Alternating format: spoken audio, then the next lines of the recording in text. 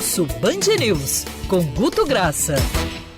Guto, não sei qual é a sua pauta, nem quero saber, mas nesse caso não tenho raiva de quem sabe, obviamente. Mas de qualquer maneira, também não tenho raiva, adoro a Agatha, mas tá tudo bem, tô sem a pauta aqui. Mas eu te digo uma coisa, acho difícil que o movimento das redes sociais ontem à noite não tenha sido muito focando no Rio de Janeiro, em cima do anúncio da cidade, questionado esse anúncio por alguns epidemiologistas, de liberar a partir de hoje, quarta-feira, em ambiente aberto, uso de máscara, né? Você pode usar, mas quem não quiser usar em ambiente aberto, em fechado fica obrigatório, está liberado a partir de hoje, decisão anunciada pelo prefeito Eduardo Paes ontem no final do dia. Com essa questão de máscara, imagina o quanto que isso não movimentou as redes, né, Guto? Bom dia. Bom dia, Rodolfo. Movimentou e até um pouco menos do que a gente esperava, tá, Rodolfo? No Rio de Janeiro a gente esperava um pouco mais, é quase que aquele sinal da fadiga da pandemia, que você começa a ver na rua, que você começa a ver nas redes, o assunto, mas foi o assunto que bombou, não tenha dúvida, e 30% do que comentava o assunto considerava precipitado. Que não é...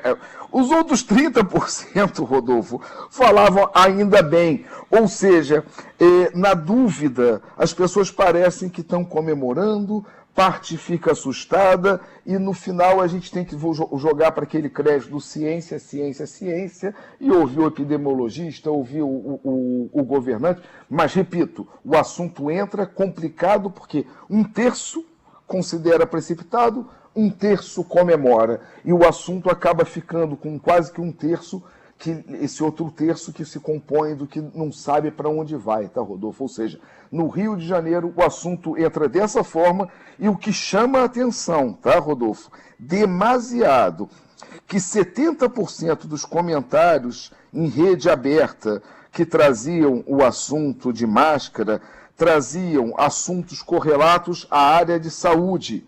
E agora os hospitais, como é que estão? Ou seja, parece literalmente no Rio de Janeiro como, olha, Covid a gente está superando, ok, mas e o hospital? E aquela fila? E o paciente oncológico? Ou seja, parece que o assunto, voltamos a uma nova escala, onde a pandemia faz parte, mas voltamos a tratar de outros assuntos que pareciam em suspenso. Entrou aos borbotões, né, nas últimas 48 horas, esse tipo de cobrança do restante da área de saúde no Rio de Janeiro, Rodolfo, de chamar a atenção.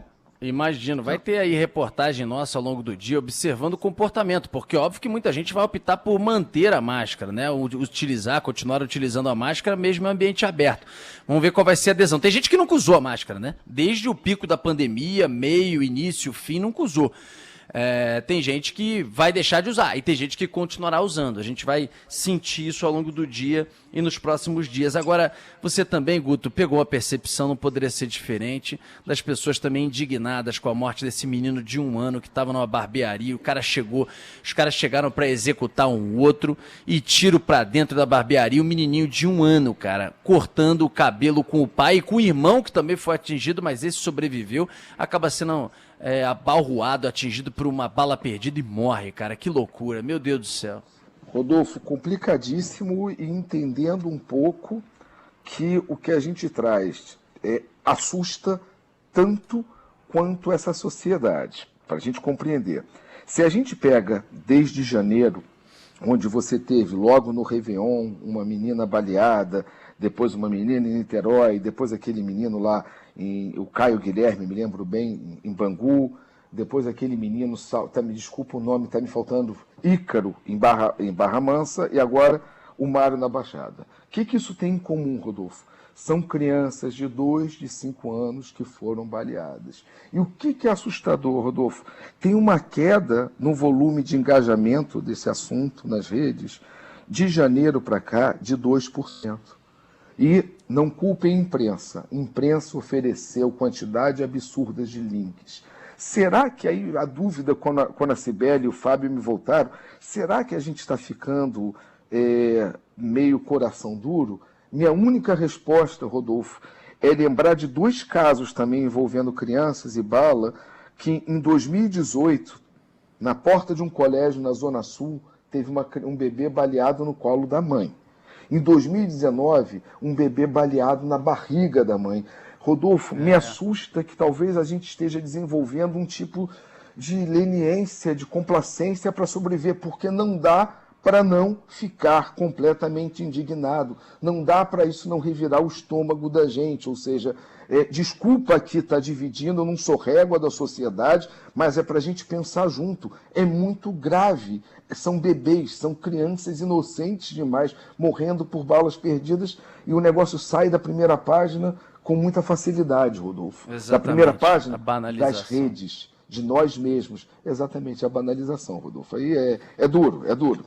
Muito triste, cara, muito triste. E a gente tem que ficar lutando contra isso. A gente, como ser humano, a gente não pode aceitar e virar uma coisa de uma notícia comum, como se a gente estivesse dizendo que um sinal de trânsito está apagado agora em Copacabana. Não podemos, porque aí realmente é o movimento. Ontem um ouvinte me escreveu no Twitter e disse: se fosse de um jovem da Zona Sul, da Barra, etc., etc., da alta sociedade, a repercussão seria muito maior em termos até da própria sociedade, de assim, uma sociedade mais impactada, mais envolvida com o tema, etc., etc., etc.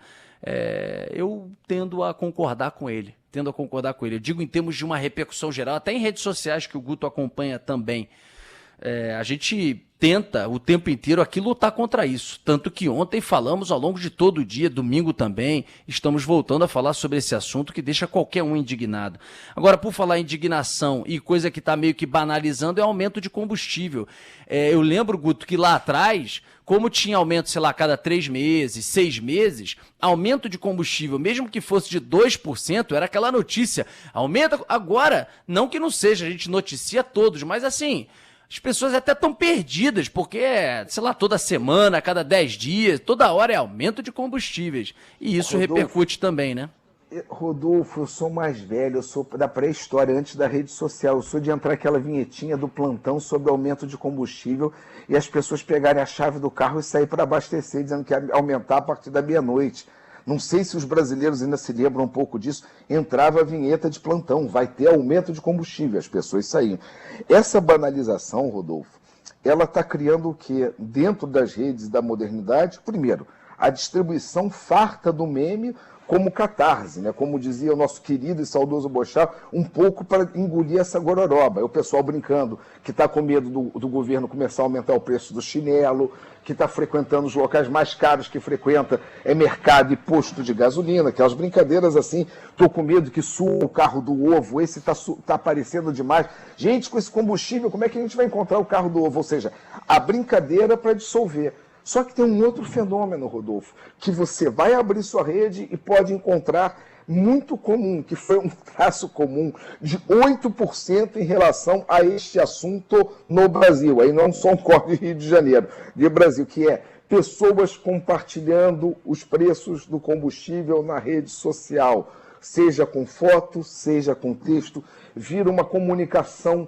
natural, onde você presta um serviço e ao mesmo tempo está colocando a sua indignação. Cara, não preciso falar mais nada. Gasolina 7,25, gasolina a 7,32, ou seja, várias pessoas marcando o posto e fazendo isso em diversas redes, quase que respondendo quase a 8% do assunto aumento de combustível das últimas 48 horas, Rodolfo. Então é a rede se adaptando para a nova realidade. Não entra mais o som da vinheta do plantão assustador que entraria o aumento, mas a gente começa a dividir um pouco essa informação e sei lá como, sobrevivendo e resistindo, Rodolfo, que tá difícil, mas vamos em frente. É isso aí. Valeu, Guto, querido, um abraço, até semana que vem. Ou qualquer edição extraordinária, só chamar. Beijo em todos aí, tchau, tchau.